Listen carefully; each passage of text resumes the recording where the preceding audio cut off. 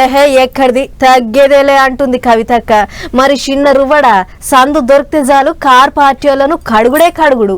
ఎన్ని పంచాదులున్నా తల్లి గారింటి మీద పాయరం ఉంటది ఆడపిల్లలకు అని అంటారు. కానీ కవితక్కకు గదేం లేదు.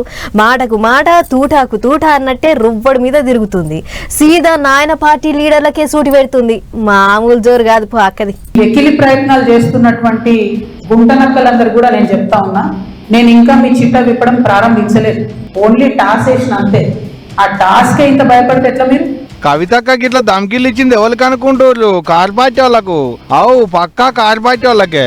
కవితక్క వాళ్ళ ఇంటి ఆయన కాంగ్రెస్ పార్టీలో షరీక్ అవుతుండని సోషల్ మీడియాలో రాసుకుంటా బదనాం చేస్తుడాట. దమ్ముంటే నా గురించి మాట్లాడు, నా భర్తను ఎందుకు బదనాం చేస్తుండని 6 బార్ అరుచుకొని ఎన్నో ముచ్చట్లు బయట వేసింది కవితక్క. నాకు ఎవరితో అండర్స్టాండింగ్ లేదు, ఎవరితో వ్యాపారం లేదు. నా భర్త ఎప్పుడైతే టీఆర్ఎస్ అధికారంలోకి వచ్చిందో నేను నా భర్త ఒకటే విషయం అనుకున్నాం.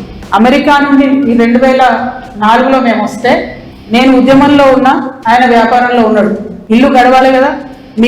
మీ లెక్క మంది మీద వాడు దోసుకోలేదు. నేను ఎప్పుడు మీ లెక్క నేను ఎవరిని వాడి వసూలు చేసుకొని ఉద్యమాలు నడపలేదు. సమయానికి సందర్భం వచ్చినప్పుడు నా నగలు కుదబెట్టి బతుకమ్మ చేసిన నేను. అందుకే ఇంత పౌరుషం నాకు.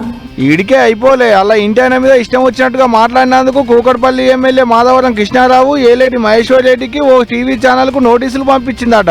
టీ న్యూస్ కి లీగల్ నోటీస్ పంపిస్తా ఉన్నా. నా భర్త పేరు పెట్టి కృష్ణారావు అనేటటువంటి ఎమ్మెల్యే గారు ఏదైతే ప్రెస్ మీట్ పెట్టిండ్రో, మీరేమన్నా ఆల్తు ఫాల్తు social media channel T news అంటే? Satellite channel. మీరు ఒక పార్టీని రిప్రజెంట్ చేసే ఛానల్. కనీసం వెరిఫై చేసుకోరా? ఏది పడితే అది వేసేసుడేనా? వేరే వాళ్ళు వేస్తే వాళ్ళు ఊరుకున్నారేమో. నేను ఊరుకునేదాన్ని కాదు, ముందే చెప్తున్నాను. టీ న్యూస్ కి లీగల్ నోటీస్ ఇస్తున్నాం. 1 వీక్ లో పబ్లిక్ అపాలజీ చెప్పాలి బిడ్డ, పబ్లిక్ అపాలజీ. కోర్టుకి ఈడుస్తాం ఏమనుకుంటున్నారు.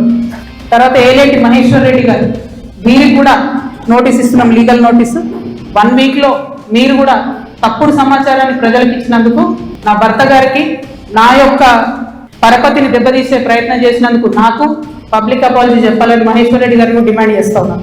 వారంలో క్షమాపణలు చెప్పకుంటే కోర్టుకి ఈడుస్తానికి వచ్చింది అక్క. అంతేకాదు అక్క సీఎం అయితే అందరిని బయటికి గుంజుతానికి వచ్చింది. నాకెప్పుడు ఒకసారి టైం వస్తుంది. దేవుడు దేవుడు నేను ముఖ్యమంత్రి అయితే కదా ఒకనాడు.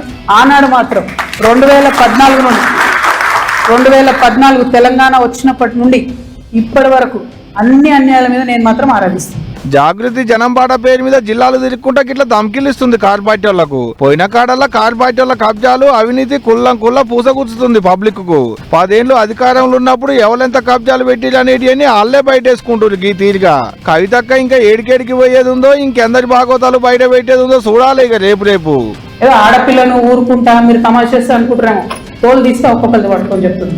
పందికొక్కుల్లాగా కేసీఆర్ గారు నీడనే ఏరి ప్రజల సొమ్ము తిన్నది కాకుండా ఉల్టా నా మీద వెకిలి ప్రయత్నాలు వేస్తే మాత్రం ఒక్కొక్కరిది కాళ్ళు ఇరగొడతా చెప్తున్నాను.